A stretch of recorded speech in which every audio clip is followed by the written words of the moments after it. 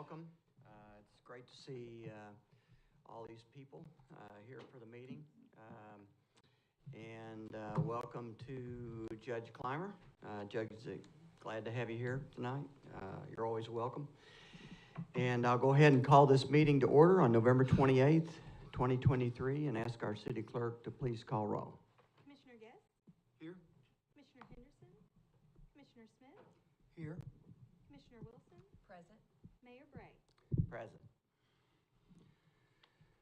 So we will stand for the invocation and remain standing for the Pledge of Allegiance, and I'll ask Commissioner Guest.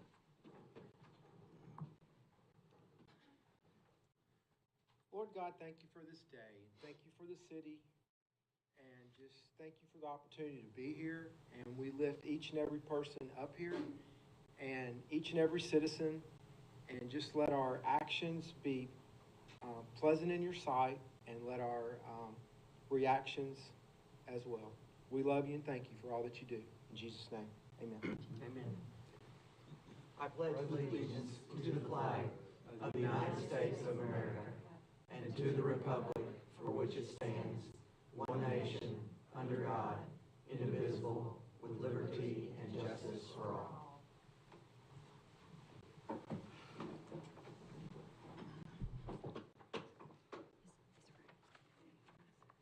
City Manager, are there any deletions to the agenda? Mayor, yes, this evening request the removal of an ordinance at A, the authorization of the closure of 33,722 square feet of Vermont Street between 124 and 169 Nolan Avenue, and 100 and 137 Vermont Street, and 125 Ridgeway Street for a future consideration at a future meeting. Okay, very good. We have, there's a place here for public comments, but we have a couple of people who want to make a couple of public comments, but their topics are about agenda items, so we'll wait and let them make public comments when we get to those items on the agenda. I guess I wanted to just make some initial remarks. I know one of the things that's not on the agenda tonight is the City Block project downtown, which is I know a lot of people have an interest in, and we really don't have an update. I mean, really my update is there's no update, and I think the developer, Wayland Ventures, is in the process out trying to secure financing. I really don't anticipate hearing anything probably in the month of December. And so I do anticipate hearing something, after the first of the year, and certainly I will be keeping everybody informed on the progress as we go along. So I just wanted to mention that. So we'll move to the consent agenda. Items on the consent agenda are... Mayor, you got a couple of presentations. Oh, I'm sorry. Okay, I missed. Thank you. Missed probably most of the people here for these presentations. So we have Civic Beautification Board Annual Business Awards, Mary Hammond and Stacy Drake.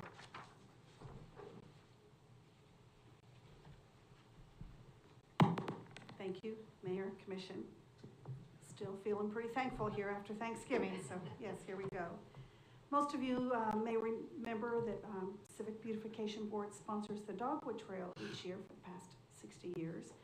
But each fall, Civic Beautification Board recognizes businesses for their contributions toward the aesthetic beauty of our city. And we tried to get businesses from all over town, so I hope that you'll be pleased with our awards for 2023. And we'll start with downtown. Clymer Law, 629 Washington Street has come up. We have Meredith and Sam Clymer. Meredith is the founding member of the firm in 2019. And yes. Thank you. And she's glad to have Sam join her. Just a year ago? That's just right. A year ago, yes. Well, My direct supervisor right here. we miss you at the courthouse, but we're delighted to have you all together. It's a nice photo. Paul Grumley took all of the photos. You want to take it out of that and get a photo. Yeah. See? Yeah. No, you're fine, you're fine. Okay, yes. Nice, okay. Next, we have Cynthia's, thank you, at 125 Market House Square. Cynthia, I know you. She had planned to be here, you know what that means in the restaurant business. And she was bringing Crystal Sanders with her, who is, helps her with those beautiful planters outside of that 100-year-old building. So we'll move to Market House Theater, Kentucky Avenue Properties, Studio 200, and Dance MHT Studios. Now, do I think we have the right photo? I'm not sure. These are the buildings that stand between Finkel's and 1857, which that's not a photo of. So, we're delighted to see these buildings restored and have lots of activity in them in downtown. Thank you. Thank you.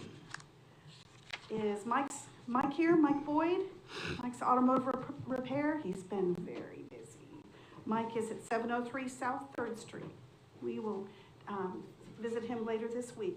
The Focus Building at 221 Kentucky Avenue, Brandon and Nikki Allen. Now, adjoining the Allens is their design partner, Deanna Etheridge. The Focus Building is an event venue and a guest house located 2 doors down from Allen Music.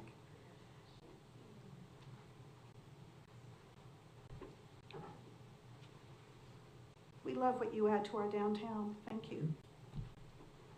From there, we move into Lower Town to AIR Studio, 621 Madison Street. Alonzo Davis was part of the artist relocation program. He lives outside of Washington, D.C., but he has past Commissioner Alan Rhodes accepting for him. This is 19 years as an artist residency program, and if you go online to their website, you will be surprised at how full that studio stays, and they come from all over. Art inside of the art, and there was public art there this year during quilt shows, so there's always public. Thank you. Adam Ford was not able to attend today with State Farm Insurance at 2601 Jackson. But we've got Jennings and Associates, financial advisors, 1920 Broadway. Logan Brown and Betsy Jennings, you may remember them on Market House Square, but we love it when a business grows and needs to go to a bigger location. And we love your location at 19th and Broadway. And we wish you more growth. The Music Garden at Bob Noble Park. Now this is a little bit long here. So the Music Garden is at, you can come on up. And Amy? Yes, you're up. The Music Garden was a true collaboration between the city, garden clubs, and the generous members of our community. Are you ready? El Arbor Garden Club, Fleur de Lis Garden Club, Four Seasons Garden Club, Petite Fleur Garden Club, Paducah Garden Club, Prestwick Garden Club, and the Potting Shed Garden Club. And that's not all. Molly and Lars Blythe, Sheila and Dan Johnston, Sue and Jeff Golightly, Susan and Jeff, Teddy Fiore Today, Christy and Mark Meisenheimer, Janice and Craig Houseman, Jennifer and Gary Gray, Sandy and Dwight Swan, Patricia and Lynn Haybaker, Debbie and Ted Davies, Sharon and Lee Powell, Jeannie Frampton, and past City Commissioner Brenda McElroy and Brad McElroy. Now, this music park is maintained by Paducah Parks Department and Amy Clark. Thank you. Joining us is Renee Tilley, representing the garden clubs, and Amy, and you represent the garden clubs and all those many contributors. Thank you. It's a wonderful garden. If you have not been out of your car and walked over there, get out there. You'll be amazed. Good job by Paducah Parks.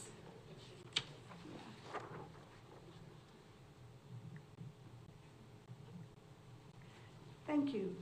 OKM Mercantile. Now you may know them as Our Kentucky Nest.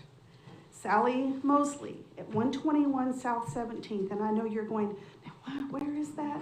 Right behind Artisan Kitchen. Now Sally is one of those who makes lemonade out of lemons. So after a fire, she moved behind Artisan Kitchen, and the owner of the building, Emily, is with us, Emily Scott. So congratulations on what you're doing to that beautiful block. It looks great. Thank you. Yes. Oh, no. Pat and Jim Brockenborough Rotary Health Park. This is the Rotary Club of Paducah, sponsoring this with 421 North 13th Street. Amy, you're back up. This park is maintained by Paducah Parks and Recreation, but the Rotary Club, we have Jessica Torin, and she's, sorry, I completely blank. I had Symphony on my mind. Chair of Rotary, President of Rotary this year. Thank you so much. Rotary, I put my own sweat into that park, yes, and it was the hottest week of the year. But it was well worth it, and I think the whole community likes Brock Park. Thank you. All kinds of names. Yes. And Solinger Law Firm at 2508 West. Wes started Solinger Law Firm not long after being here in 2006, but just a year later grew it to be a law firm. And we're delighted for what you're doing here on Jefferson. You're in a good location. And I wish you luck. Thank you.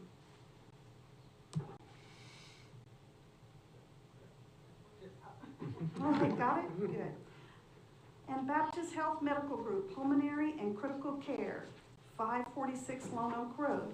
Here comes Stephen Luther. He's Vice President of Operations for Baptist Health Paducah. This is the office of Dr. Keith Kelly. And every time I go there, I think how nice it looks and how good, so thank you. I really do like your leprechaun suit. I know. Okay, Chantilly's, 540 North 32nd Street. Joining past Paducah Mayor Gail Kaler is Martha Sue Vancil. Chantilly's has been in business since 1970. And at the 32nd Street location since 1990. Now I have to also mention that Gail Kaler has taken a passion to taking care of the Alben Barkley Monument. I know we always wonder who takes care. And I love that about our community that picks an area and just takes care of it. And former mayor. Yes, and former mayor. Cynthia, you made it? Let's call Cynthia back up. 125 Market House Square. I'm waiting for Crystal. Oh, we'll wait, okay. You just want to hear your name a third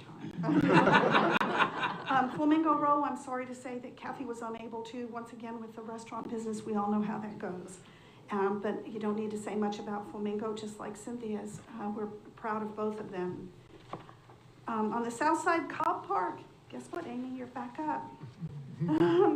I love that there are a lot of projects on this, partners on this project, and this has a little bit of a story. So Cobb Park is maintained by Paducah Parks and Recreation. So we also have Jonathan Perkins with the Tree Advisory Board. He's chair.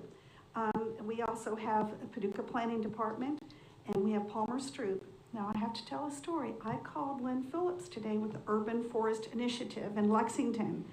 This is an initiative of people across the University of Kentucky campus who want to plant trees, and they go for grants. She learned about Paducah through Van Newberry's daughter, and she taught her daughter.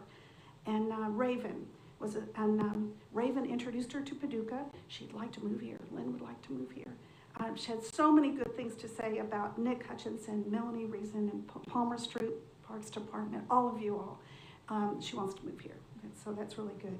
And I did hear that there are 2 cypress trees named Lynn. Is that right? One Lynn and one Lynn with an E. Yes. All right. So thank you. I was really touched when the trees were all planted at Cobb Park. Yes. We tried to reach Pat Halverson at Taco John's. If anybody knows Pat, we couldn't reach him. He's hard to reach. And then we have one special award. It's not in the city limits, but we are all vested in this property. Barkley Regional Airport. Dennis, are you here? Here he comes. Dennis Rouleau, Executive Director. How proud are we of a brand new airport terminal? But there are so many thanks to be given at this terminal. Dennis, you're representing them all, from Leader McConnell on down. The governor, I mean, you got a lot on your shoulders here. The commission, yes, the commission very much, city and civic leaders, the airport board, and I have to say this for Jay Matheny, but also your outgoing board member, Ashley Johnson, because we love Ashley. But thank you, we're very proud. And are those dogwood trees lining the walk, the drive as you go? It's not. Oh, you're so bad. So, anyway, we're very proud. Those are dogwood trees lining the, We good. made sure we planted dogwoods. All right, well, you'll probably be back for another award. Well, thank you, and Stacy, thank you for being part of it. Okay, thank you for everybody, for your passion, for your business, and for your community. And it is because of everyone that Paducah is known not only as a beautiful city, as a Tree City USA, and a UNESCO Creative City. Your efforts show every day. Is she here yet, Cindy? Come on down, okay. We'll just pretend that Crystal's here. But, Crystal Sanders, but I think her dad is ill. He is, but he's doing Oh, good, good. Well, Crystal does a great job with your planters. So Cynthia, thank you for all you do. Yes, it's a beautiful, beautiful photo. Thank you. Thank you, Commission. Thank you, Mayor.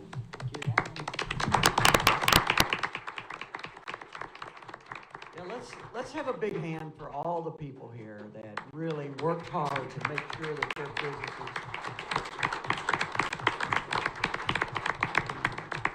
Thank you very much, everybody. I mean, this is just one of the little things that, as a community, that we do that keeps our community looking great all the time. And I echo what Mary said.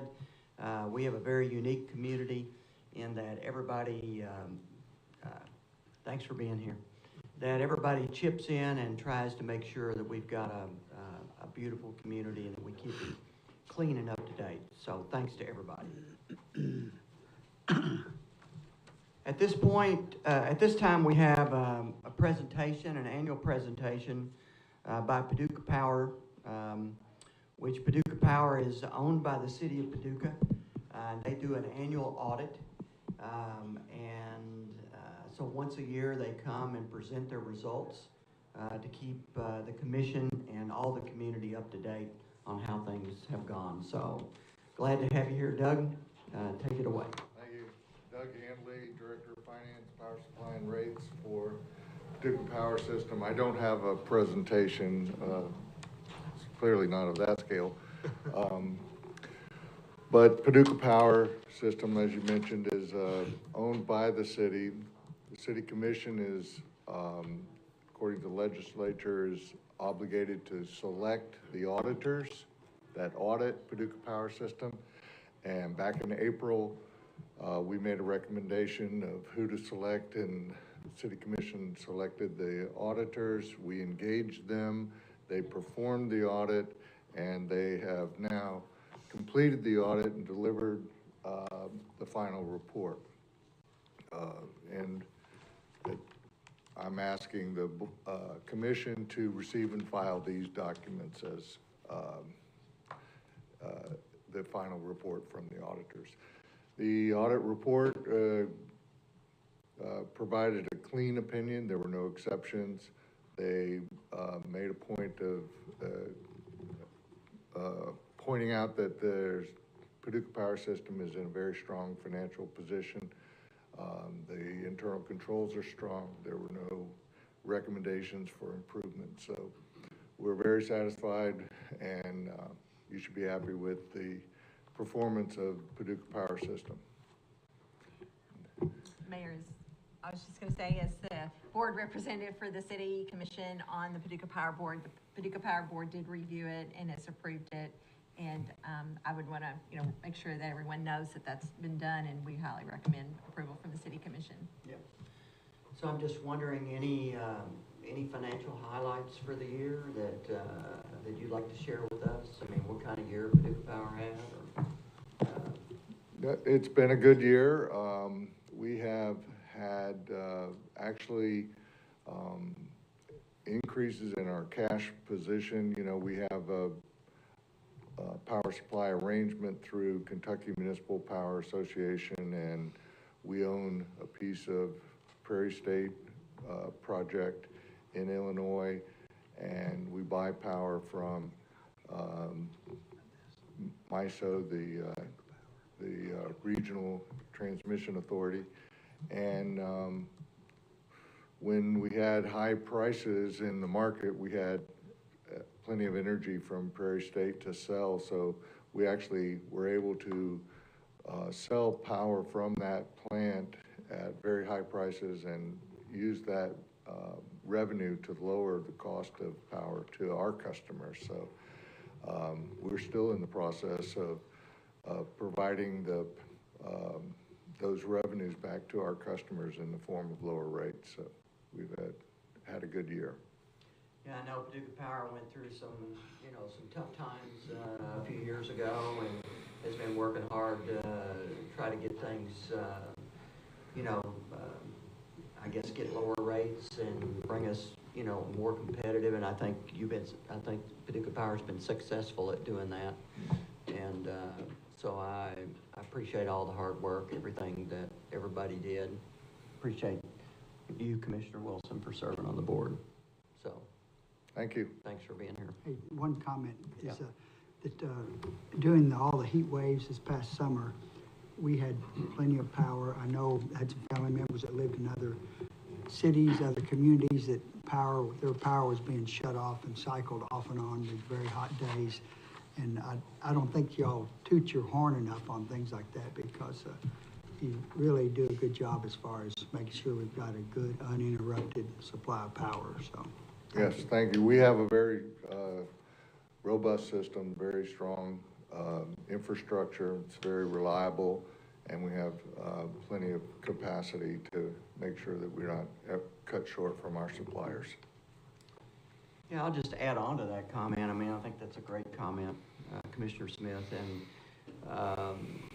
there's been times in the past where Paducah Power was kind of maligned, in some areas. And so I think more communication about the positive things that you guys are doing, I think would be helpful, appreciated, and I think, would help the community. So I encourage you to do that. Thank you. Okay. Thanks for being here.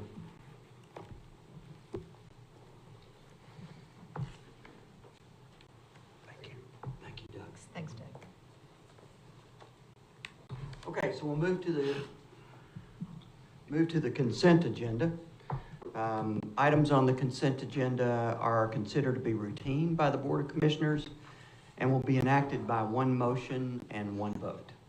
There will be no separate discussion of these items unless a board member so requests, in which event the item will be removed from the consent agenda and considered separately. The city clerk will read the items recommended for approval. Unless any commissioner would like an item removed for separate discussion. So I'll go ahead and ask the city clerk to read the items recommended. Approve minutes for the November 14th, 2023 special called meeting of the Board of Commissioners. Receive and file documents. Appointment of Cheryl Sullivan to the Creative and Cultural Council to replace Morgan Walker, who resigned. This term shall expire March 24th, 2025. Personnel actions. A municipal order authorizing a contract between Esri and the City of Paducah on behalf of the members of the MAP GIS Consortium for a multi-jurisdictional enterprise license agreement, and a municipal order accepting the bid of JSC Terminal LLC, DBA Midwest Terminal, for the city's fuel supply for the 2024 through 2025 calendar years, and authorizing the mayor to execute a contract for same. So moved. Call roll. Commissioner Guess? Aye. Commissioner Henderson? Aye. Commissioner Smith? Aye. Commissioner Wilson? Aye. Mayor Bray? Aye. So we have one municipal order, and I'll ask the city clerk to please read it. A proposed motion of the Board of Commissioners to adopt a municipal order entitled, a municipal order authorizing the mayor to execute a contract with Everard Company Incorporated in the amount of $612,700 for the construction of dog parks and roadway improvements in Noble Park. So moved. Second. Amy? Good evening, Mayor, Commissioners, City Manager, and City Clerk. So tonight we have a contract for consideration for approval for the construction of dog parks in Noble Park. And I wanted to kind of run through just the project cost estimate and how that works with the ILA with the fiscal court. First, the project is kind of divided based on how, if we were going to relocate the dog park inside Stuart Nelson, what that would cost versus the relocation in Noble Park and then the upgrades that are needed because of that relocation. So that's kind of how it's divided. The ILA covers, what is not covered in the ILA is removal and replacement of the existing roadway. Currently, the road that drives us back down behind the amphitheater is failing, and so that's a structure that we knew that needed to be replaced anyway, so that is above and outside of the cost of the ILA. Then alternate one is if we choose to pave the parking areas. They are currently DGA at Stuart Nelson, and so in the base bid, those are DGA. But if we would want to, we have included parking to be paved as an alternate. And then the second alternate is to put in pedestal water fountains. Existing right now is just water spigots. You turn them on, you turn them off, but this would be an upgrade to allow for pet fountains. They would be water fountains, but then they also have pet bowls in them as well, so they would be multi-use. And so that is included as alternate 2. Now, water spigots are included as part of the base bid, so this would just be upgrading those spigots to fountains. And so based on the cost estimate, the ILA portion to be split between the city and the fiscal court would be $332,570.10. On top of that, if the city wanted to pay for the road improvements, the alternate number 1 and alternate number 2, we'd be looking at a cost of $218,429.90. And that it gives us a total project cost of $612 or $612,700. And then the way that splits up is the fiscal court would be responsible for $166,285.05, and the city's portion would be $446,414.95.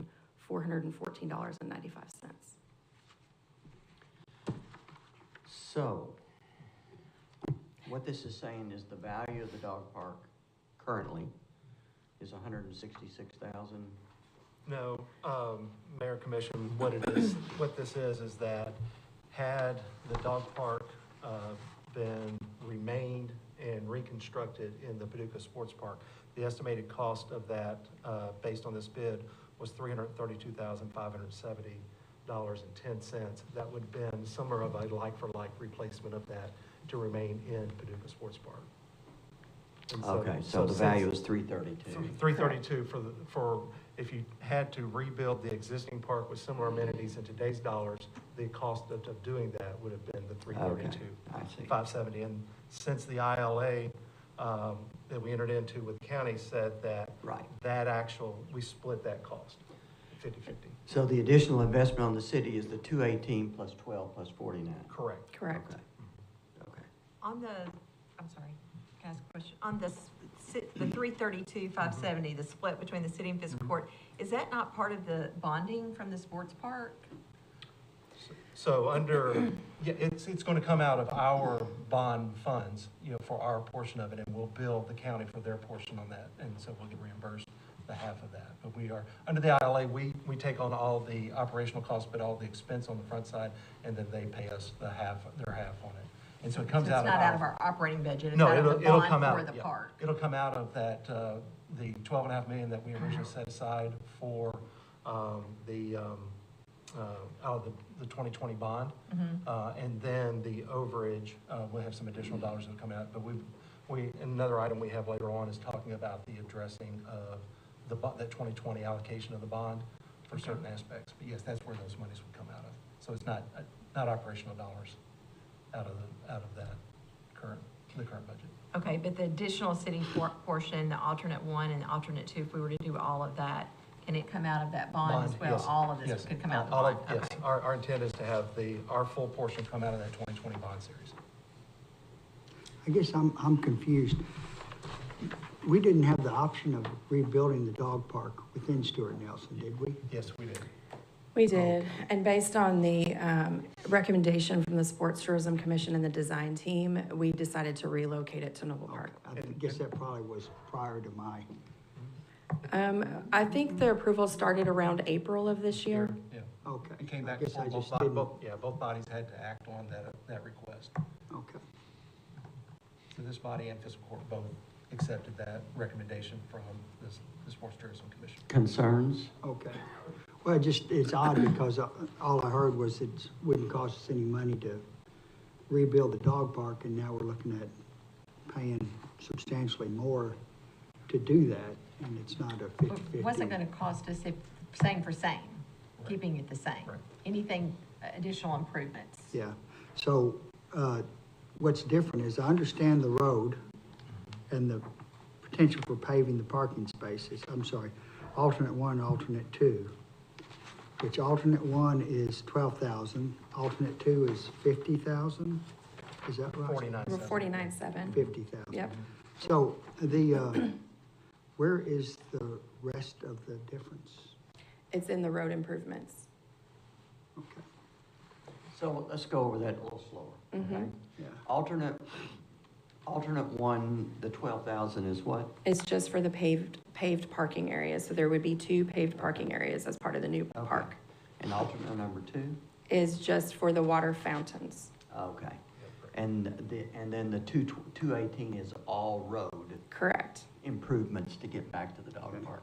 Yes. Now, the water fountain, $50,000 for a water fountain, Well, there's I guess I don't understand what kind of fountain that is. Is it I mean, because there's a lot of concern right now about certain dog ailments, diseases, or colds, or respiratory issues that come from sharing common bowls and that sort of thing, and toys. Is that, I guess I need, see a picture of the fountain, or, Yeah, $50,000 seems like a lot when a spigot would do the job. And that's I why guess. we did this as an alternate, because we felt like we can provide water without providing that amenity. We do not have fountains in any other dog park. There is risk for contamination and spreading. A lot of people will bring their own bowls and then either leave them or take them with them when they come. So this was just one of those that we felt like if we wanted to have the Now's upgrade, time to consider it. yes. we could, yes. And Amy, this isn't just a single water fountain. correct? Right, it's a human fountain, and then it has a dog bowl on the bottom. So it's dual, it can be multi-purpose. And is it just in one location, or is there multiple? There are locations? 3. of them, Mhm. right? So it's not just a single. So the fountain itself, to Commissioner Smith's point, would not contribute to the spread of some ailment? I mean, if it's, No, it would. We would have to probably sanitize fairly regularly, Okay. especially if we had heard that we had something Okay. spreading. Mhm. Just seems like $50,000 is a lot for that. And then the paving of the parking lot, I don't know if, the gravel surface seems to me to be fine. It's performing at the other dog park. Also, when you pave something, then you are obligated to turn around every 10 years or so to seal it, every 15, 20 years to turn around and repave it and continue to spend the expense to maintain it. So, plus it doesn't water run, you got water runoff, that sort of thing too, so. Yeah, that's why we also left this as an alternate, because it's definitely not one of the like for like. It would be an upgrade. Okay. I think our goal was really, since we were moving anyway to Noble Park, to a very first-class sports park, that we would want the dog park to be first-class as well. well, and I'll just throw, dogs, pets, animals have become more and more important. And I think a nice dog park is a super great amenity, that the community enjoys. And so, yes, I think our goal was to definitely upgrade our dog park. So, And we're improving the road, and then we have concrete entries, that's similar out there now. When you walk through the gate, there's a concrete pad. And so this would literally be DGA right between asphalt and concrete. So it would definitely be a nice amenity to have it paved. I think it would really stand out to not have it paved. Yes. okay, any Any other questions? questions we from the needing to committee? vote Yeah, on we have, this, or- we have some, Mr. Burry, who wants to, and I'm gonna, just have to read a statement about public comments. And since we have two people speaking, this kind of will address both of you. So just to review, it's the right, we have the right to moderate, allow, disallow, or extend or limit any public comments at our meetings. We ask that speakers maintain a decorum and respectfulness to the elected officials and others in attendance when addressing the commission. No elected official or staff member may be targeted individually. And we have the right to halt public comments if anybody's disrespectful. And we're going to limit those comments to 3 minutes. And so we thank you, sir, for being here. We welcome you to the podium.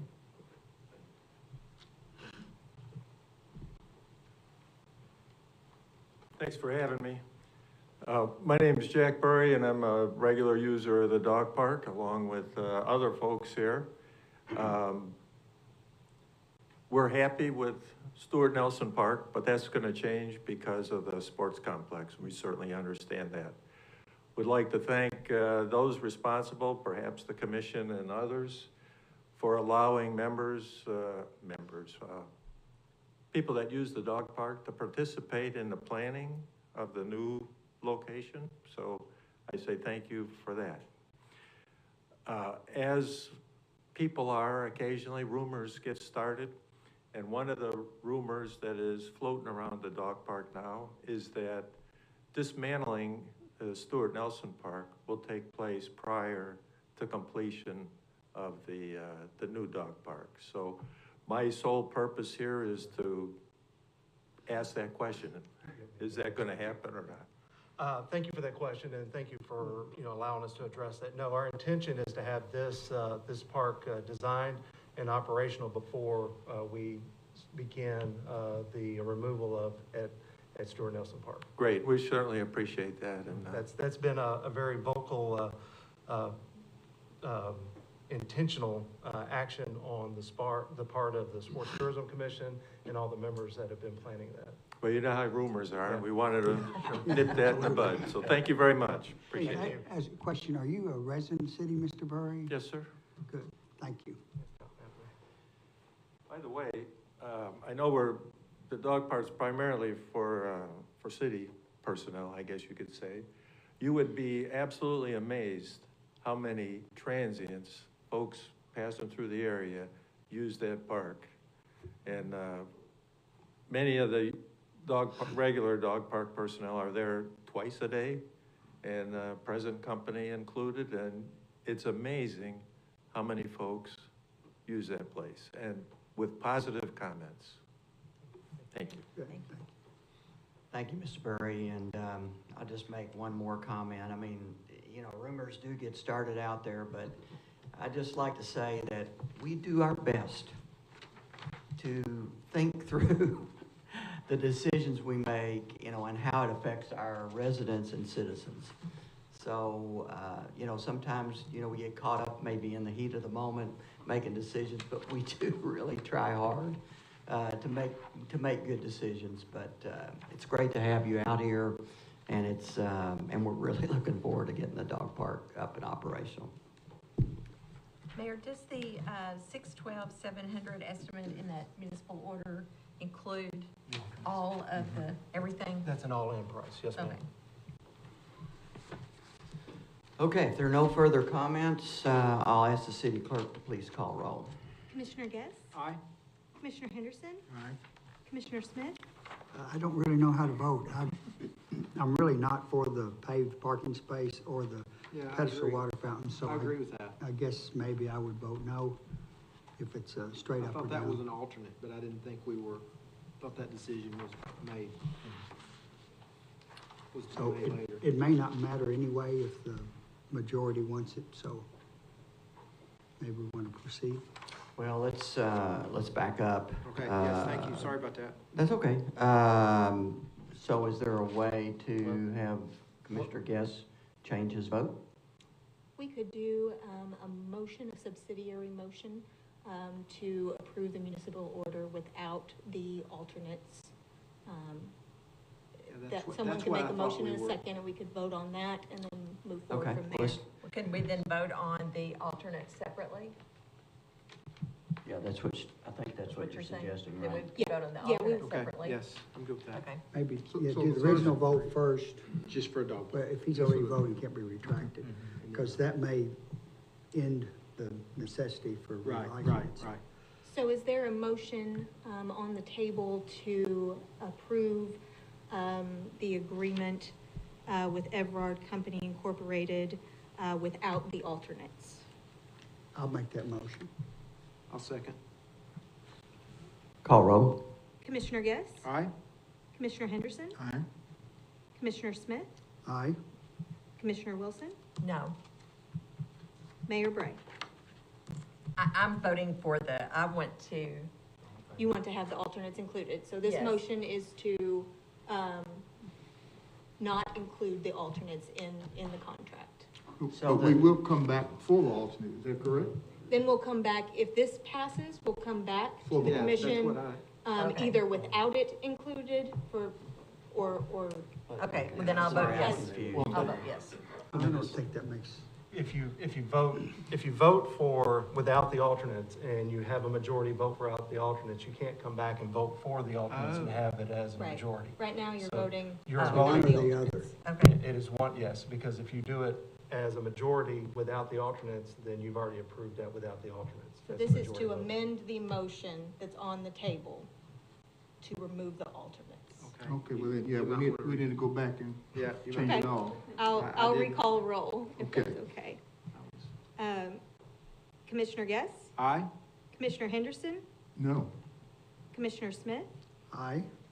Commissioner Wilson? no. Mayor Bray? No.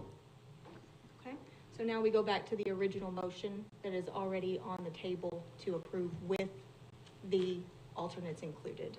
Call roll. Commissioner Guess? No? Commissioner Henderson? Yes. Commissioner Smith? No. Commissioner Wilson? Yes. Mayor Bray? Yes. It passes with alternates.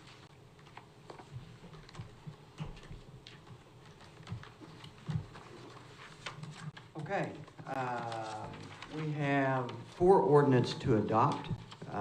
These were all, let's see, one of them has been pulled Yeah. off, right? A has been pulled. A, okay, so we have 3 ordinances to adopt. Correct. A has been pulled off the agenda, so I'll ask the city clerk to read the first one, please. I propose motion that the Board of Commissioners adopt an ordinance entitled, an ordinance approving contract modification number 1 with Central Paving Company for the 25th Street Improvement Project in an amount of $69,535.09 and authorizing the mayor to execute all documents related to same. This ordinance is summarized as follows. This ordinance authorizes the mayor to execute contract modification number 1 with Central Paving Company in the amount of $69,535.09 for a new total contract cost of $1,948,327.39. So moved. Second. Any questions about this? Was read 2 weeks ago. Is there any questions, concerns from commissioners? Okay, I'll ask city clerk to please call roll. Commissioner Guess? Aye? Commissioner Henderson? Aye. Commissioner Smith? Aye. Commissioner Wilson? Aye. Mayor Bray? Aye. Okay, you can go ahead and read the next one.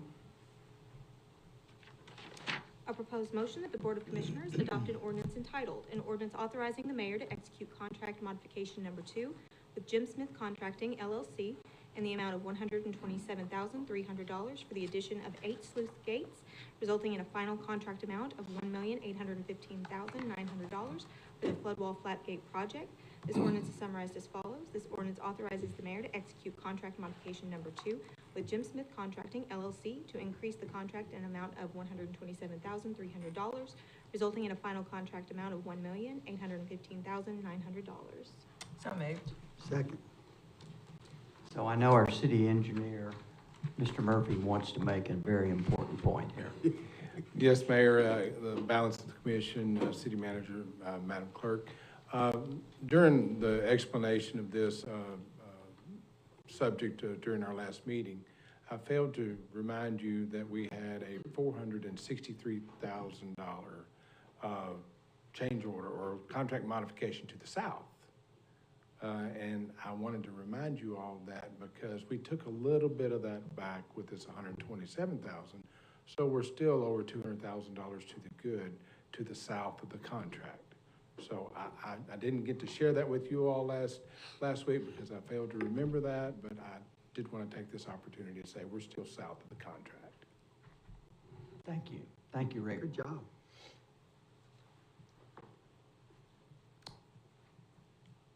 If there are no questions, I'll call roll, please. Commissioner Guest? Aye. Commissioner Henderson? Aye. Commissioner Smith? Aye. Commissioner Wilson? Aye. Mayor Bray? Aye. Okay, go ahead and read the last ordinance. A proposed motion that the Board of Commissioners adopt an ordinance entitled, an ordinance of the City of Paducah, Kentucky, approving a residential infill agreement between the City of Paducah, Kentucky and EMD Properties LLC for Labari subdivision, and authorizing the mayor to execute said agreement and all documents related to same.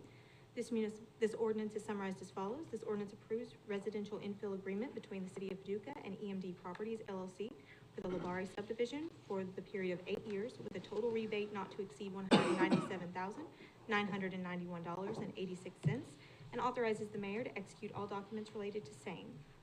So moved. Second. Any discussion on this one? So please call roll. Commissioner Guest? Aye. Commissioner Henderson? Aye. Commissioner Smith? Aye. Commissioner Wilson? Aye. Mayor Bray? Aye. So we have 4 ordinances that we are introducing tonight. The first one is a text amendment on sign regulations, and I'll ask the city clerk to please read it. A proposed motion that the Board of Commissioners introduce an ordinance entitled, an ordinance amending Chapter 126-76, sign regulations of the Code of Ordinances of the City of Paducah, Kentucky. This ordinance is summarized as follows. This ordinance accepts and adopts the recommendation of the Paducah Planning Commission dated November 6, 2023, to amend Section 126-76, sign regulations of the Paducah zoning ordinance. These changes are related to the permitting of projecting signs in the B2 downtown business zone, clarifying enforcement of the sign code, revising definitions, bringing the sign code into conformity with the City of Austin, Texas versus Reagan National Advertising of Austin LLC, and creating performance standards for murals. So moved. Second. Josh, you want to tell us about it? Sure. Good evening, Mayor, Commissioners, Madam City Clerk, City Manager. Tonight, we would like to introduce a text amendment to the sign code as Madam City Clerk has went over. As of right now, the law of the land for signs is what is called Reed versus Gilbert. And that is a case where you cannot read a sign to regulate it. You can regulate it on size, character, massing, scale, time, place, non-prescriptive properties of a sign. However, on April 21st, 2022, a new Supreme Court case came down, and it is called City of Austin, Texas versus Reagan National Advertising of Austin, LLC. And the history behind this case is in Austin, they had static billboards. Reagan National Advertising wanted to turn those into digital billboards. But under Reed versus Gilbert, they was afraid that scrolling messages would create a situation where there would be non-conforming signs. They would basically be advertising a lot or business off that premises. So they denied the sign permits. So Reagan National Advertising sued, and it eventually made its way up to the Supreme Court. So on April 21st, 2022, Justice Sotomayor wrote for the majority that said that the distinction between on-premise signs and off-premise signs in the City of Austin is facially content neutral under the First Amendment. And what that did was clarified Reed versus Gilbert. And so what that boils down to is you can read a sign to determine if it's on-premise or off-premise for the purpose of enforcement. So we would like to introduce that into the sign code here in Paducah. And also in the B2 downtown business zone, we do not allow projecting signs, which basically is in the center of a building that hangs over the sidewalk, where along Broadway you can have that. But on Jefferson Street, Kentucky Avenue, those areas of buildings have the same massing, scale, character. So we would like to create a seamless sign package, if you would, to where the historic districts match each other. Redundancy is proposed to be removed, and currently we only have a policy for murals, but we'd like to have that codified. That way, whenever a person would like to paint a mural, instead of calling us and getting 10 different answers from 10 different people, they can go to Muni Code, oh, here's exactly what I can and can't do. So the first thing that I would like to mention, and going back to City of Austin, is that it would allow any city official to read a sign to determine if it's on premise or off premise. That way they know which regulatory framework it should fall under. We have done a lot of amendments to definitions, basically cleaning up a lot of redundancy in those. We have introduced advertising signs exceeding 6 square feet can be allowed, which is actually something that we're reintroducing to the ordinance. And something that's not allowed is feather flags. As of right now, for temporary signs, they are allowed for 67 consecutive days, with the premise being a sign can be up 60 days, for example, before an election, and in a perfect world would be removed 7 days after. However, what we would like to add to that the same sign may not be replaced within 30 days, but a different sign may replace the sign in question. We are introducing no more than 2 special event signs. Right now, there is no number and it's wide open, so we would like to calm down the proliferation on that. And 1 sandwich board sign in front of a business that has a sidewalk of 8 feet in front of that business. Because right now they can place it anywhere along the sidewalk. Some verbiage that we would like to introduce back into the sign code is enforcement. The specific verbiage that we're proposing is enforcement of this section shall be carried out pursuant to Chapter 42 of the Code of Ordinances.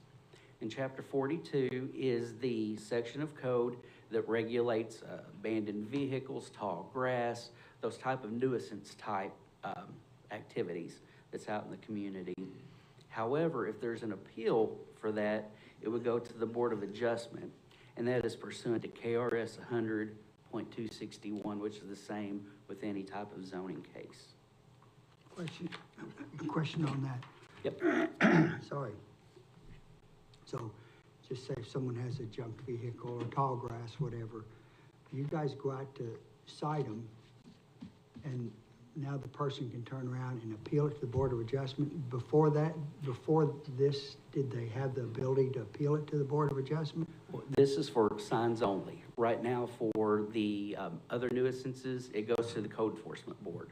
Okay. And because this is a regulation of the zoning code by the KRS, it would go to the BOA instead of the Code Enforcement Board. Okay. So it has nothing to do with cars? Right. Correct. Yeah, but it's just in the same section is where it would be regulated from. Just the appeal stemming from whichever type of violation would go to a different board. Code Enforcement Board versus BOA. Thank you.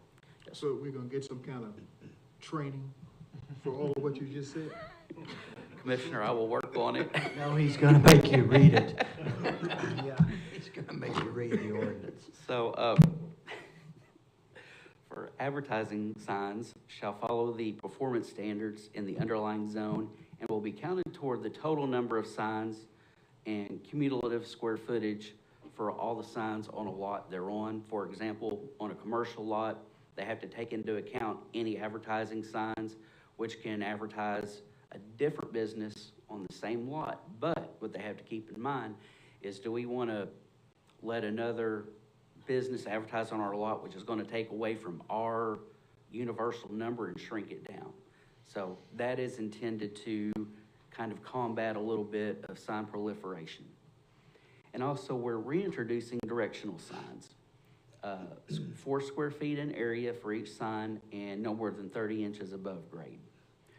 We would like to introduce performance standards for churches and cemeteries and residential zones. The main takeaway from that is it can be an electronic message sign, but has to be at least 150 away from any residential dwelling or a mixed-use dwelling with a residential component.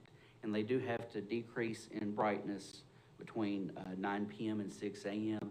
And the reason we chose that time was to keep it the same as the noise ordinance, to make sure that those two things are congruent. So will there be any grandfathering? If people have signs already, like in the historic district, or if you have signs for the church, will they have to change all of that? Or is it just for those that are coming up? The intent is for the ones that are coming up. Okay. So to answer your question, yes, if there is a larger sign or a sign that does not have the capability to dim, then yes, they would be grandfathered in. Would they have to request, I mean, they would have to request to be grandfathered, or are they? It's just automatic, just like any nonconformity Okay. that exists in the city now. Okay. But to further that point, if they get a new sign, that would not be grandfathered. That is correct. They would have to, anytime, and this is for any nonconformity, whenever a nonconformity goes away, either an area or value up to 75%, they do have to bring that into compliance with the zoning code that is on the books currently. Let's see. Electronic message signs can be 32 square feet, and let's see, murals. So as I mentioned, we'd had a policy on the books for a long time, but nothing codified. So what we are defining as a mural, which we pulled from other cities, is any inscription, artwork, marking, design, or lawful graffiti under this section that is marked, etched, scratched, drawn, or painted on surfaces or on thoroughfares in the city of Paducah. Murals proposed on thoroughfares are only permitted in the H2 neighborhood, historic neighborhood zone. And the difference between the artwork of the mural versus the signage portion is that the artwork can take up the entire facade. If they wanted to paint a forest scene or whatever it may be, they can do that on the entire facade of a building. However, if there is a sign within the definition of the sign code that directs attention to a person, place, product, activity, or event, something like that, that has to stay within the confines of whatever zone they're in. And typically that's 20% of a wall sign, or of the wall of what that portion of the mural can be. For murals that are proposed on the public right-of-way, that would go to the Creative and Cultural Council. And for murals on private property, specifically in the H1 zone, which is the Market House Square neighborhood, H2, which is Lower Town, and the NSZ zone, which is Fountain Avenue, those would all go to the HARC. And the main distinction between those two is that the Creative and Cultural Council would handle what is proposed on public property, and the HARC would handle what's on private property. And any person or group or corporation that wishes to create a mural does have to have consent of the property owner, and that includes the city of Paducah if it is on our right-of-way. And we can request that at any time, how they're going to maintain it and things like that, to make sure it doesn't fall into disrepair. So Mayor, Commission, City Manager, that is the basic overview that I have, and I'd be glad to answer any questions that y'all have. Did a good job. Thank you, Commissioner Guest. That's a lot.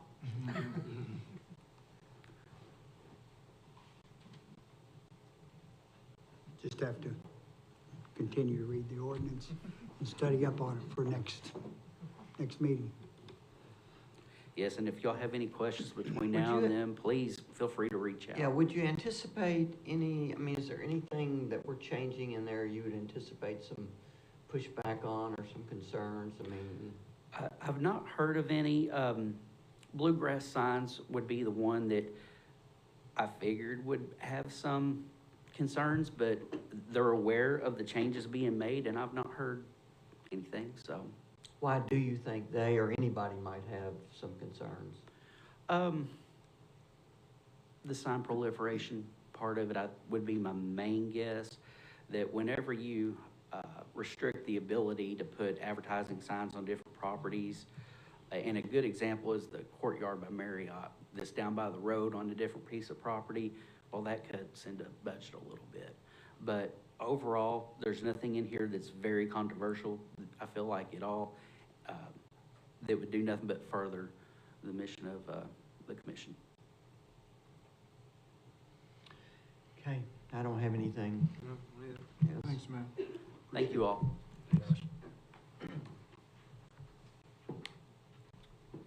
Okay, the second ordinance introduction is a long-awaited franchise agreement with Ritter Communications, and I'll ask City Clerk to please read it. We have some representatives from Ritter here. Welcome, gentlemen. Go ahead. A proposed motion that the Board of Commissioners introduce an ordinance entitled, an ordinance granting a non-exclusive franchise for a term of 10 years for a telecommunications system within the confines of the City of Paducah, Kentucky, to Ritter Communications pursuant to the terms and provisions of Chapter 108 Telecommunications of the Code of Ordinances, and for approving and authorizing the mayor to execute the franchise agreement with Ritter Communications and all other documents related to same. This ordinance is summarized as follows. This ordinance formally accepts the bid of Ritter Communications for a non-exclusive telecommunications franchise with the City of Paducah, said bid being in substantial compliance with the bid specification and is contained in the bid of November 11th, 2022 and subsequent addendum. Further, this ordinance grants a 10-year non-exclusive telecommunications franchise to Ritter Communications pursuant to Chapter 108 Telecommunications of the Code of Ordinances of the City of Paducah. So moved. Second. Okay, gentlemen. Thank you, Lindsay. Mayor Bray, Commissioner, City Manager. I'm Mark McHale, Vice President of Public Affairs for Ritter Communications, and I'm pleased to be here tonight. As some of you may know, it's been a long and winding road, but we're very, very pleased to be in front of you today. We are hopeful to secure the franchise agreement and be a new broadband partner here in Paducah. I want to share with you a little bit of the brief history of Ritter Communications, a little bit about our expertise in telecom and broadband, and then my colleague, Victor Espinosa, our CTO, will kind of walk you through the phased-in approach to our build here in Paducah. So before we get to that, let me just share you a little bit of history about Ritter Communications. Ritter Communications was founded 117 years ago, 1906, in Mark Tree, Arkansas. What started as a general store, and Mr. Ritter's daughter's going to college in Memphis. He decided to run a telephone line from his general store to the college. And all of a sudden, his vendors, partners, and other farmers said, we'd like to do that. So in 1906, a local telephone company was started. Over that time, 117 years, we've grown to be the largest privately held broadband and telecom regional provider in the Mid-South. Our headquarters is in Jonesboro, Arkansas, just a short drive away from here in Paducah. I want to share a couple numbers with you to kind of give you a little bit of context of what services we provide and where we provide them. We currently serve 4 states in the Mid-South: Arkansas, Tennessee, Texas, and Missouri. We're hopeful to add a 5th state in the not-too-distant future here in Kentucky. We serve more than 130 communities around the Mid-South. We have more than 50,000 customers. We have more than 5,000 fiber lines across our regional service areas and counting. We have more than 400 cell towers across our service areas. And we have 30 direct connections to national and regional hubs in the Mid-South. For more than 20 years, we've built fiber networks, both enterprise and residential, across our regional service areas. We provide high-speed internet services to the home, speeds upwards of 1 gig to 5 gig. We've been selected as the Arkansas Business of the Year last year in 2022, and we've been recognized as a great place to work in Arkansas and Tennessee. We look forward to bringing our expertise, our experience, and our commitment to the business and residential communities here in Paducah. I want to close with our Right By You pledge. The right by you philosophy is what drives us and what we strive to do in all of our business and service areas. By hopefully getting a telecom, franchise agreement here, we look forward to bringing that right by you commitment to Paducah. We just don't want to be a provider of broadband services. We want to be a community partner and a community supporter here, and we look forward to doing that. So with that, I'm going to hand over the mic to Victor Espinoza, our CTO. Again, he'll walk you through a little bit of our multi-pronged, multi-phase approach, and we'll answer your questions. With that, Victor. Yeah, thank you, Mark. One day I'll teach you to say Esposito correctly. Commissioners, Mayor, City Manager, Madam Clerk, I think Mark pretty much covered really who we are. We are joyed to bring multi-gigabit services to communities in the Mid-South on the latest and greatest fiber network that you can have. We do that leveraging some of the existing aerial facilities, pole lines that exist, or underground facilities where applicable. We certainly look to partner with the communities. Our ability to serve your constituents here and bring the latest and greatest services is dependent on our ability to get permits, right-of-ways, easements, and really get into the community in a seamless way. We try to go above and beyond to make sure that we work well with the community so there's no surprises when we show up. We do a lot of outreach so folks know when we're in the market, what we're going to be doing, where we're going to be doing it. We try to have a very light touch. We have a fairly standard installation process. We try to get all of our permitting and our pre-work done up front, come in, get our build finished, and then get right to activating folks. Our initial build is around 3.5 miles in the first phase. We'll pass approximately 70 businesses, and I think we'll anchor between the water department and the police station, getting services into those locations along with any businesses that are along that same corridor. And from there, that'll kind of set our distribution up so that we can add on additional phases in the future for really the entire footprint of Paducah with additional homes and businesses in the years to come.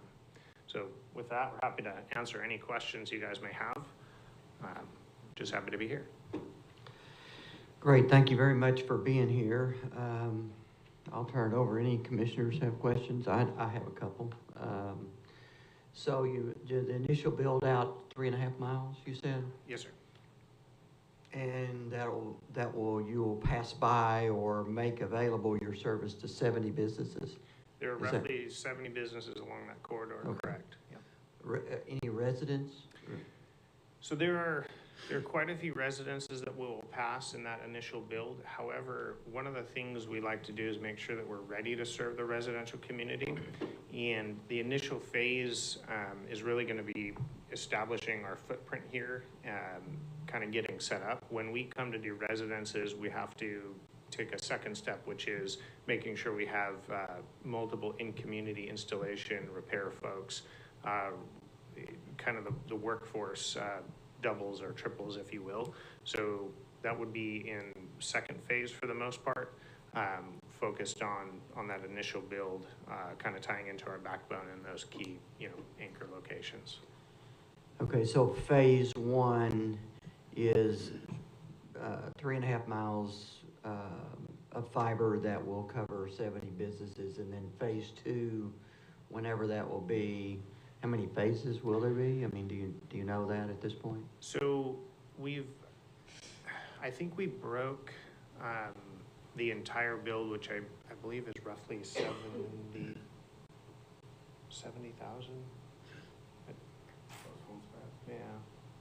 I apologize, I don't have the number at the top of my head, but I think we're roughly in a 5-phase build.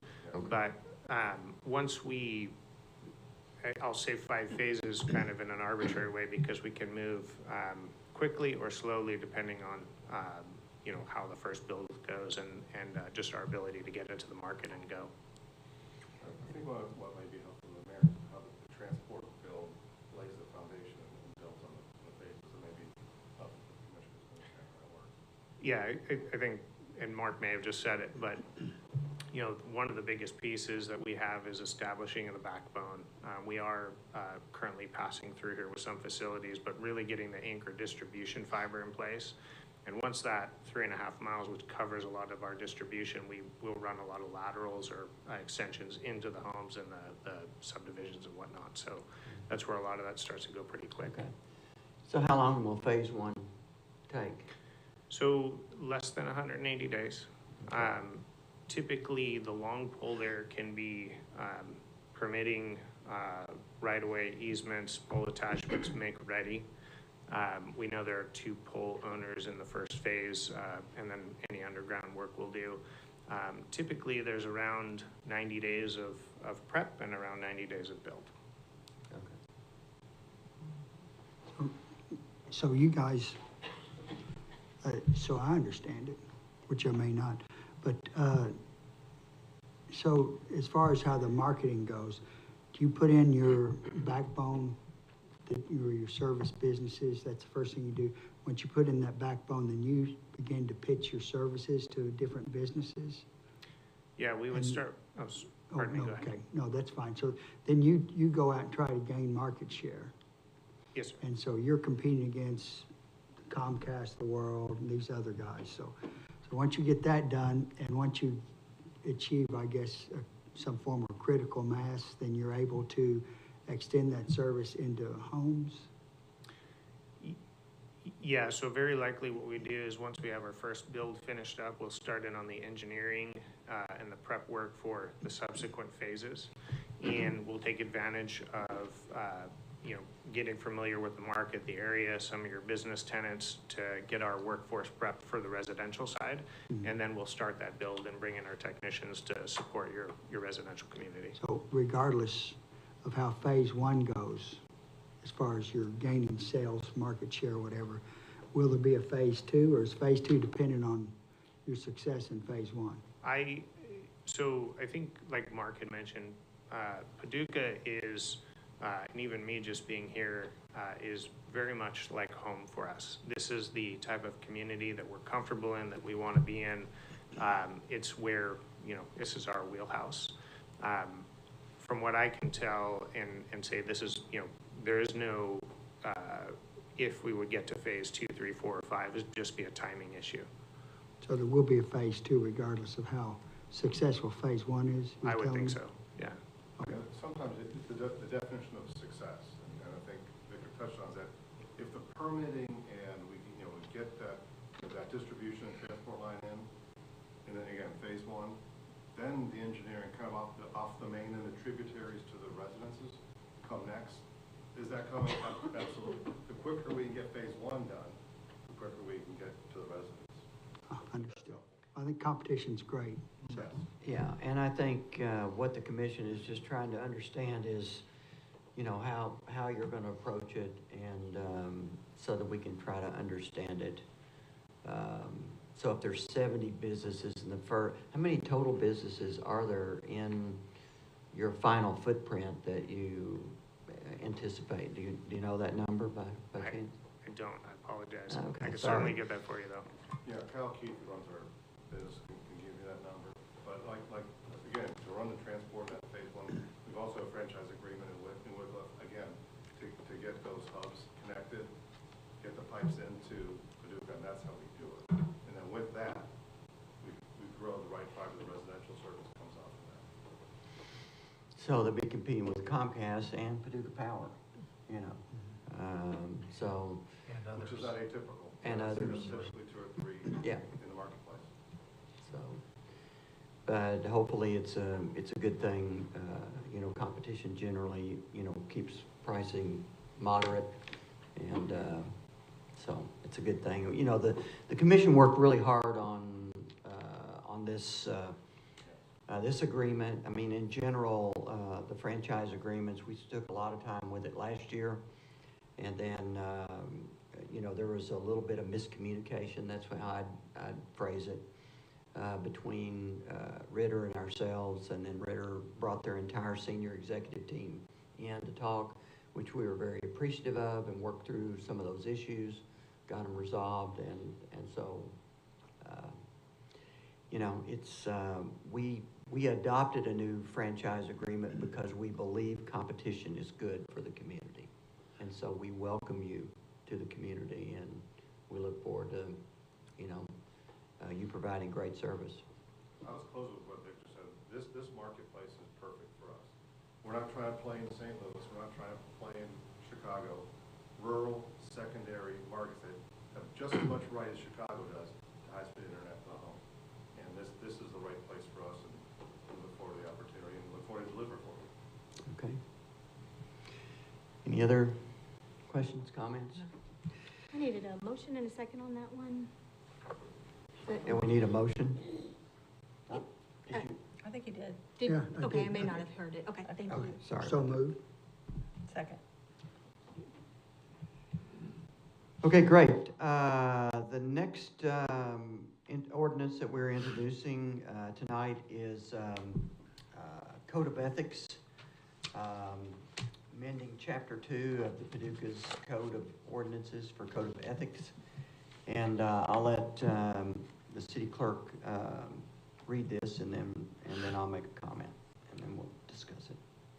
A proposed motion that the Board of Commissioners introduce an ordinance entitled, an ordinance amending Chapter 2 of the Code of Ordinances of the City of Paducah and establishing a code of ethical conduct applicable to all officers and employees of the city and the city agencies.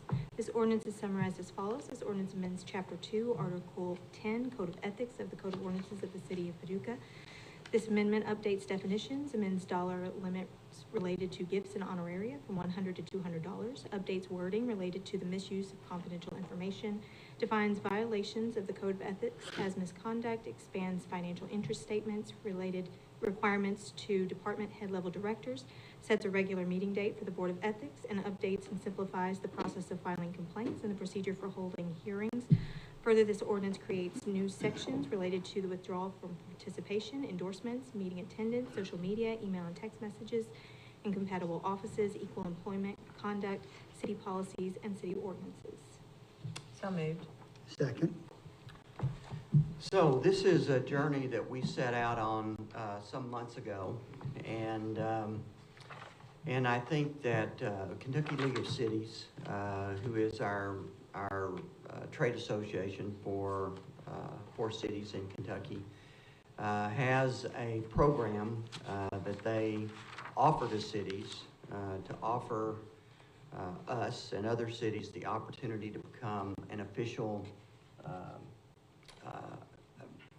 We go through a process to become official ethical city, and we go through a series of training and communication about all the things. And so this is something that we set out to do. We voted on, all of us voted earlier to take us down this journey. And our intent really is to just make sure that the public knows that in all things that we do, that we want to be above board and ethical in all things. And so, in looking at the ordinance, you know, we've shared it with all the commissioners, and there's been definitely some feedback about that, and I think it's good for us to talk about it in open session tonight and have everybody, you know, weigh in. So, you know, I'll open it up to the floor. Commissioner Smith, I know you had some feedback. Commissioner Guest, you've had some feedback. So I just want to make sure everybody has an opportunity to. Yeah, I've read the draft, and I'm very comfortable with it. Okay.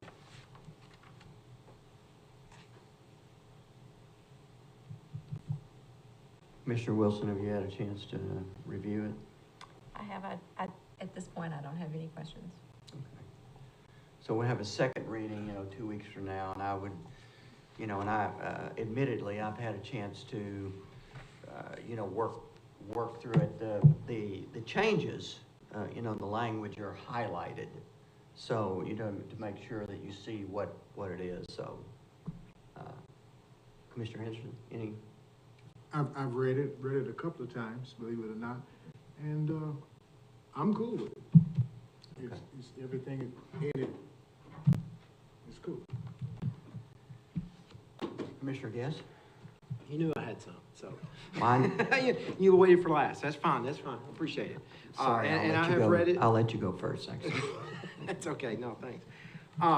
Okay, I'd like to start out just by, I think everyone up here wants, and I'll say this, I think every one of our city employees wants to be ethical. We aren't trying to be unethical, and there's no part of me that thinks we are, and I hope we don't think anyone else in the city is. And I read this, I got it, it's either Tuesday or Wednesday, and everyone, I get that some of the language that for the directors, I think that's one of the problems I had, that I think we should have some workshops, but I think the workshop should have been before we pass this, because there's going to, no one, everybody has seen American Greed, and we don't need to see none of us want to see one of our directors on American Greed that something happened. And a couple of items on the first draft that I saw didn't pass the smell test, and they got changed.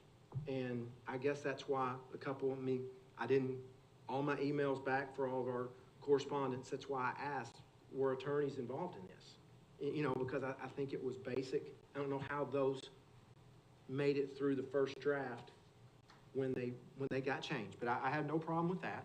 And but just I would say to the commission, we get hired and fired every 2 years, and I think legislation, as I had a attorney tell me, that our job was created in legislation, not and again, I mean, it makes me act like we're wanting to be unethical, and there's no part of me that I think everyone up here is trying to be the best person we can be, and we want tomorrow to be better than today. So don't hear me saying I'm any better than any. And as someone told me that, and I guess that's what I'm kind of not fighting for. I just need to say, I mean, the city of Paducah is going to be a city long after we're dead and gone. And I think I'm just voicing for the next elected officials, the next, and again, the employees and elected officials, I guess that's where I draw my line, that as elected officials, we are different than employees. And to quote one of our conversations, I want to think I'm as ethical, I want to be as ethical as anyone out there. But I just guess that's where I have the, and I guess why this is, I think, not directed at me, but just part of the language is my vocation. I have to deal with city offices. And as far as I know, I get along with all those city offices. We have disagreements. And to just place a correlation to that is, I don't think anybody up here, I don't know who up here even has permits. I don't know how many permits I have going right now. I mean, I deal with the inspection department, planning department every day in my vocation. And I think everyone's trying to act in the best way we can, but I can say to Ray, I mean, I know we're not picking people out. I'm not talking. Yeah, make sure you can't do that. But part of the language said to bring light. I don't know. I don't have it. I've got it up here, but to bring light of the city. But I mean, what happens if Ray preached a sermon and he decided to do it on a sidewalk and somebody protests, somebody riot? I mean, that stuff happens all the time, and I have. That's where I just. Some of the past, I think you're making it so hard for people that want to be an elected official in a position like myself. I'm looking at past commissioners, and I'm sure I'm going to leave somebody out, but I was just thinking of P.J. Grumley and what was the other? Shorty Ford. I mean, they had restaurants. What if something bad happened at their restaurant, made the front page of the paper, they brought negative light to the city? I mean, the way it's written, that's what it could be, by bringing negative light. And, you know, your sermon brings negative light. I mean, I'd like to say we could. Mine don't. Okay. Not at all. You know, I mean, I'm laughing with you. But if we could, you know, I'd like to say we could have a Christian city. We can't say that. It offends some people. So we can't say that. We can't say that. I'll say that I want to, and, you know, I mean, we've had different commissioners that have different vocations that have to deal with city departments in different ways. And I just think because you guys don't deal with the city departments in ways, in a vocation that could appear. And I'm speaking with a little bit of confidence that I was picked on. And, you know, I mean, as, you know, we want to. Okay. And I think that's, I'm sorry. No, you go ahead. I think that's what I'm getting at, or trying to get at, is the bottom line, is that you feel as if some of this was written for you and or against you. Someone in my position. Okay. I'm fighting for the next people. Okay. I'm fighting for the, for the next. For the next person who has an HVAC business and rental property. Or whatever. Because as, you know, hey, I hate this public speaking stuff. It's just, but, you know, for whatever reason, I'm just not one of the, So I'm getting picked on. I'm listening to what you're saying, and I think you're saying that because you're in that line of business, your interactions with the city are, you know, happen more often. There's more room for error. There's more room for. It could be viewed that way. I don't want to get into to Buzz. I mean, I know where you work, and I know one of your bosses. He says y'all have disagreements all the time. They don't make the front page of the paper. You know, I don't want to get into when you were selling drugs, every person that you've ever dealt with, that you selling pharmaceuticals. Yeah. Okay, you just call it the way you want to call it. I just. But Mayor, I That's can. where this is there a particular section I'm missing that you're referring to, that you would want to call that out? Yeah, it's on like the second page at the top part. If anything could be viewed to be, I don't know. I don't have the legal jargon to give it to you. Okay, yeah, see, you looked at it. Make sure everybody has the most recent. Okay,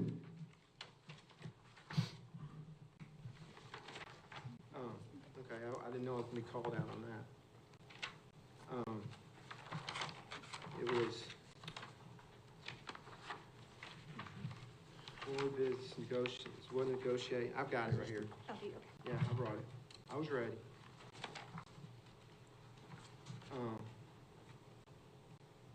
It was after. And I think that I can bring a little bit Okay, go ahead, Lindsay. of additional information that might be helpful here. So there is a section about city ordinances, and that is. Yeah, it's section 2776. All city employees and officers are expected to conduct their private and public affairs so that no disgrace or disrepute will be brought on the city government. There you go. You can keep.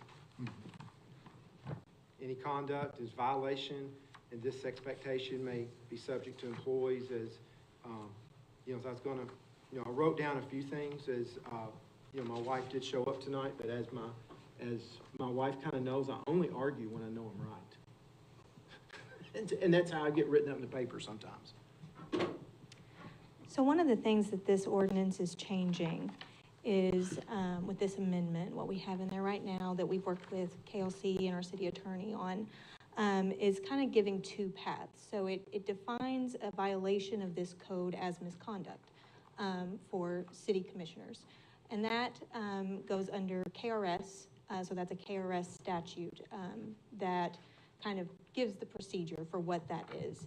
So if a city employee did something in violation of this code, they would come before the ethics board, which is a city commission appointed board with 3 members. Now, if a city commissioner did something in violation of this code, they could potentially go through the misconduct process that's laid out in state statute. Let me interrupt you. Would they go before the ethics board? They would not. They would not, okay. They would not. It would come before this board. Okay. However, it would have to be not, this lays out that any violation would be misconduct. And so it Any lays that violation. out. And state legislation, KRS says misconduct is unbecoming of a commissioner while performing their duties. Exactly. So under this, it would have, in order to go before that hearing process, it would have to still be misconduct as defined herein, and it would be misconduct in their official capacity duties. So for example, if a commissioner didn't rake their leaves or a commissioner didn't pick up after their dog, that would not be something in, that would not be misconduct in their official duties as a city commissioner and wouldn't be subject to hearing. Okay, let's go over that again, because I think Yeah, that's... that was part of the issue, I just because want- they got misconduct, and trust me, I know a lot about the charge of misconduct. So what Lindsay said is this only applies, you know, in your official duties as a commissioner. Okay. You know, not in your everyday life. And so if, you know, if you don't do something, you know, as a citizen, you know, and... So if I forget that I'm in McCracken County and I burn my leaves, which is a violation. That could not be brought up for a hearing before the city commission. Okay, it wasn't spelled out in that. That's what I'm... Is it spelled out in here somewhere? It is, I think it Or is should it be? later, you have to, there's a lot of, we can point that out, we can go over that and make sure, that, you know, you understand exactly where that is. I mean, it's been pointed out to me, I couldn't go back. But I say, it's not pointed out in this, in what was given to us. So that is an explanation from our city attorney, based on your comments and your responses. She clarified that with us. What it says in here is that it shall be considered misconduct and may be brought before as a hearing. But that may basically says it's permissive. It's not, it shall be brought before a hearing, because there are certain things that could not be brought before it because we are subject to KRS, and this can't trump that. Okay, that was kind of my point. Yeah. And it wasn't clear. And this is the first reading, and so, I mean, you know, this is the first reading, and so language can be changed between now and the second reading. You know, I mean, we've all said, and I appreciate everyone's comments, and I think I've had several since Friday night. And I appreciate you working, Lindsay, answered them all weekend, so. And we can take that back to our city attorney and see if she can work language in here to see if there's something that needs to be added to make sure that's clear. And see, that just, now it just kind of concerns me a little bit. We were told that KLC has this diagram. Well, obviously they don't. I mean, we're changing it right now. I mean, some things are given, but it should be. We didn't use everything within the I mean, it's a template. It's a guideline. It's a guideline. It's a Okay. template, and then I'm sure any city that's adopted didn't just adopt their language because it was very broad and probably addressed many topics. And so I think that's Okay, pretty normal. that solves some of my, because I didn't get it. I appreciate you Okay. getting back to me. But just, I still think with, I mean, we've got 3 unions in. The workshop should have been before we go to pass this. I mean, my take, I'm just 1 of 5. Can I muddy the water just a little bit? Please, Go for it. please. You're preaching, aren't you? Yeah, and that's what I'm getting to say. Is there, I am Ronaldo Henry, I'm the pastor of a church. I'm a Christian, okay? So is there a time, even though I'm not at the church, or even though I'm not, you know, preaching a sermon, but is there a time that I'm not a preacher? Is there a time that I'm not a pastor? Is there a time that I'm not a commissioner? I may not be doing commissioner work, or I may not be doing pastoral stuff, but that's still who I am. I don't ever cease from being that. Does that make sense? I see what you're saying, but there's only, we aren't passing things, we aren't hiring and firing every day. We can't hire and fire. Personally, it takes 3 votes to sell City Hall. But I mean, it takes 3 votes to do anything. But, I mean, when I'm, you know, I hold myself, as soon as I wake up before I go to bed, you know, I know I have a God in heaven watching every moment, everything that I do. So, I mean, don't hear me saying I No, think and I'm not suggesting, I'm not trying to be super spiritual. I'm just simply trying to say, is there a time that I mean, I'm I not? guess you can put on your commissioner name tag, but to say we're doing commissioner stuff, I mean, no, we're not. No, we aren't. You're a commissioner 24/7, but are we doing commissioner work? Well, not all the time. No. But I'm still, whether I'm doing the work or not doing the work, I'm still a commissioner. Whether I'm preaching or not preaching, I'm still a pastor, I'm still a Christian. So therefore, there's a certain amount, there's a behavior that I think that's becoming of me as a pastor or as a commissioner, whether I'm doing the work or not. And let me just add this. I do think, I mean, I can't speak for everybody else, but I can speak for myself. I am comfortable in holding myself to a higher standard. I agree. As an elected official. And so whether I rake the leaves when I'm supposed to, or pick up my, you know, dog scat when I'm supposed to, I mean, I think as an elected official, it's my responsibility to make darn sure that I set an example, you know, for others. And I think, I disagree with that. and I think, you know, that's what this ordinance is really calling out, is that we, I, myself, am comfortable, and the others have to speak for themselves in holding myself to. But you're just not superseding KRS. That's all and Lindsay answered my question. Any comments from anyone else? No, I'm okay with the language. I've provided my comments and they were addressed. And I don't see anything that's can cause an issue. I guess on the meeting attendance, it says 4 meetings, which I don't think I've ever missed more than maybe 2 in a year. However, if you work somewhere else, you're gonna have travel. Well, I've gone to the Energy Communities Alliance meetings on behalf of the city, and they almost always fall. I just booked one today to go to in March. They almost always fall on the 2nd or 4th week. So it's gonna involve That one made me a little nervous. having to miss some meetings because of that. I think 4 is a lot, but then if you were, I mean, it could happen. Or then if you were to have an illness, unexpected, I think I guess, does states it that. combine on that, or is there? Yeah, I think that there is. Let me say Page this. 7. I would say, maybe let's take the time, here, we got 2 weeks. Take the time, and if there are specific, you know, input, changes that you want to propose, and I know you know, back and forth, you ask a lot of questions, but if you've got a specific, anybody, has got a specific alteration or change before we pass it, you know, let's have that suggestion. Let's have it in writing, if that's fair. Because specifically for that meeting, I'm there on behalf of the city. Right. Agreed. So it shouldn't, in a way, be counted as an absence from the city commission meeting, because I'm at a Energy Communities Alliance meeting representing the city of Paducah. I just offer the suggestions to edit something in to To 4 cover or that. 6 or 6 seems like a lot to miss when we Or only you have could 2 just on say, here, but- you know, Or excused. excused, yeah, or working on city business or whatever. And medical would not be Yeah. included in Yeah, that. So Dar- those would be Separate. in addition. Yeah, to- and Darren just mentioned it could be unexcused. So you could have, Yeah. to miss no more than 4 unexcused, and the There you go. body elected could decide if it Right. was excused or Yep. unexcused.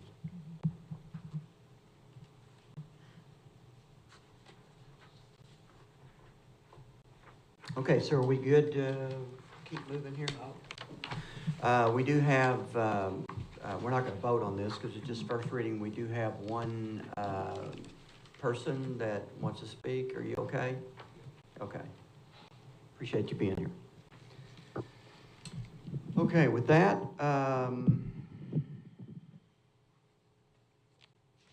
we have one more ordinance to read, to introduce tonight.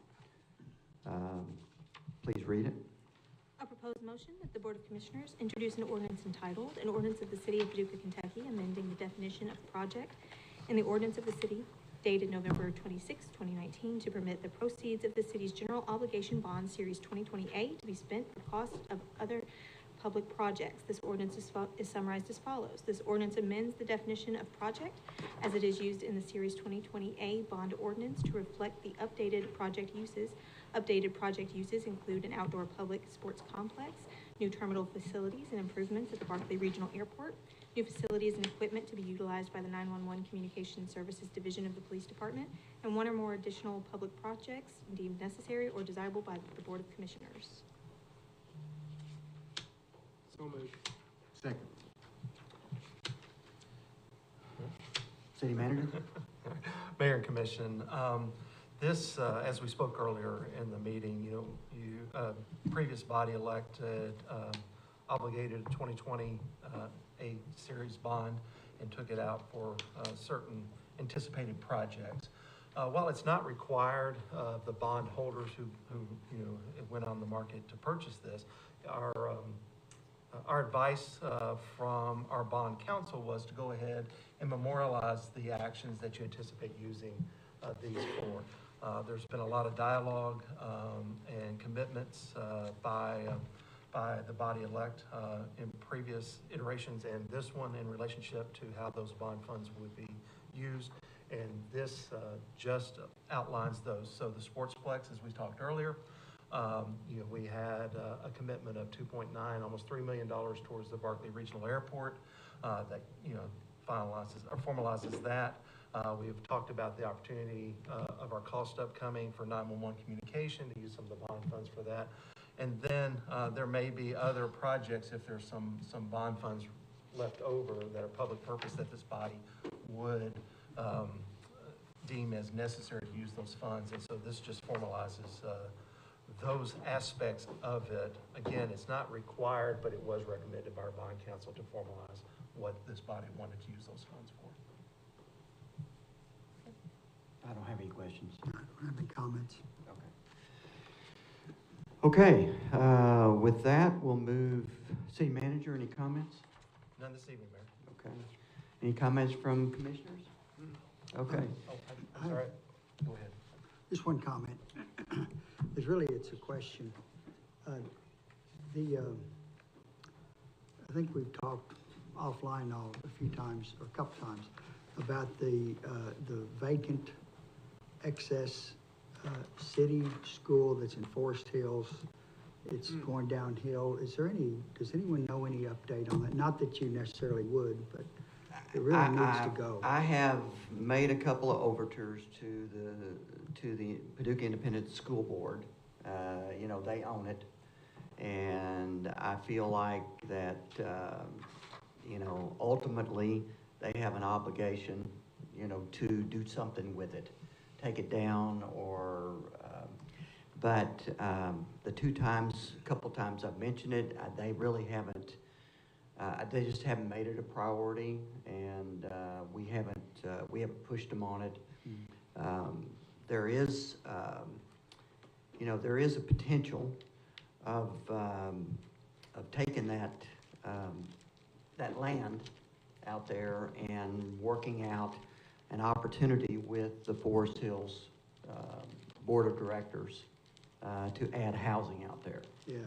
So that is one of those ideas out there that really is going to take a lot of work and meeting, and so I think that probably is a 2024 initiative, that I'll be working on. Oh. And keep you guys I'll see if I can informed. find some other work for you to do. You usually do. Thank you. Okay. City Manager? Yeah, I'm sorry, Mayor and Commissioner. I did want to just remind the public of our upcoming Christmas parade this Saturday. Invite the public down to that, and always a good time. And then also thank the public and the commission for the participation in the tree lighting and all the hard work by our different departments that has our downtown and our city hall and other areas along Jefferson Street, and working towards some other areas of Christmas lights in the community. So I appreciate our team and their hard work getting us to this point. Yeah, it looks great. Sure does. Thank you, City Manager. So we do have an executive session tonight. We do not anticipate taking any action coming out, so I'll let everybody know that, and I would entertain a motion. So move. A proposed motion, I'll let her read. Oh, I'm sorry. a proposed motion of the Board of Commissioners to go into closed session for discussion of matters pertaining to the following topics. A specific proposal by a business entity where the public discussion of the subject matter would jeopardize the location, retention, expansion, or upgrading of a business entity as permitted by KRS 61.8101G. So moved. Second. Call roll. Commissioner Guess? Aye. Commissioner Henderson? Aye. Commissioner Smith? Aye. Commissioner Wilson? Aye. Mayor Bray? Aye.